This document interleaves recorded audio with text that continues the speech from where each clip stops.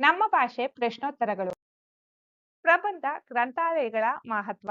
ಗ್ರಂಥಾಲಯಗಳ ಮಹತ್ವ. ಪ್ರಸ್ತಾವನೆ. ಗ್ರಂಥಾಲಯಗಳು ಜ್ಞಾನದ ದೇಗುಲಗಳು. ಅವು ಕೇವಲ ಪುಸ್ತಕಗಳ ಸಂಗ್ರಹಾಲಯಗಳಲ್ಲ, ಬದಲಿಗೆ ಸಮುದಾಯದ ಶೈಕ್ಷಣಿಕ, ಸಾಂಸ್ಕೃತಿಕ ಮತ್ತು ಸಾಮಾಜಿಕ ಬೆಳವಣಿಗೆಗೆ ಅಡಿಪಾಯ ಒದಗಿಸುವ ಮಹತ್ವದ ಕೇಂದ್ರಗಳಾಗಿವೆ.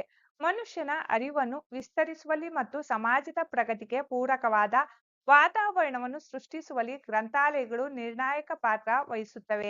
ವಿಷಯ ವಿವರಣೆ. ಜ್ಞಾನ ಮತ್ತು ಮಾಹಿತಿಯ ಮೂಲ.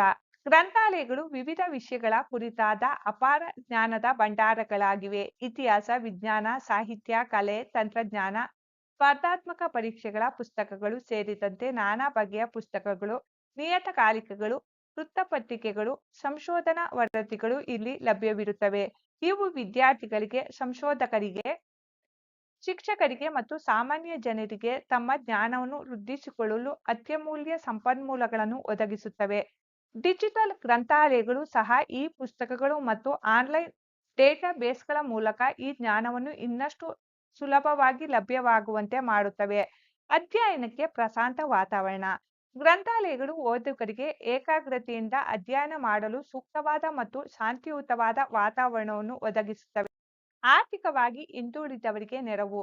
ಎಲ್ಲರಿಗೂ ಪುಸ್ತಕಗಳನ್ನು ಖರೀದಿಸಲು ಸಾಧ್ಯವಾಗುವುದಿಲ್ಲ. ಗ್ರಂಥಾಲಯಗಳು ಕಡಿಮೆ ವೆಚ್ಚದಲ್ಲಿ ಅಥವಾ ಉಚಿತವಾಗಿ ಪುಸ್ತಕಗಳನ್ನು ಓದಲು ಮತ್ತು ಎರವಲು ಪಡೆಯಲು ಅವಕಾಶ ಕಲ್ಪಿಸುತ್ತವೆ.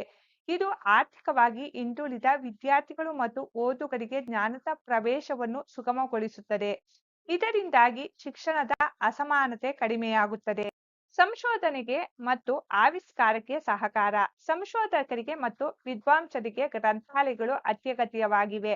ಹಳೆಯ ದಾಖಲೆಗಳು, ಅಪರೂಪದ ಹಸ್ತಪ್ರತಿಗಳು, ಸಂಶೋಧನಾ ಪ್ರಬಂಧಗಳು ಮತ್ತು ಉಲ್ಲೇಖ ಗ್ರಂಥಗಳು ಇಲ್ಲಿ ಲಭ್ಯವಿರುತ್ತವೆ. ಇದು ಹೊಸ ಸಂಶೋಧನೆಗಳಿಗೆ ಮತ್ತು ಆವಿಷ್ಕಾರಗಳಿಗೆ ಪ್ರೇರಣೆ ನೀಡುತ್ತದೆ.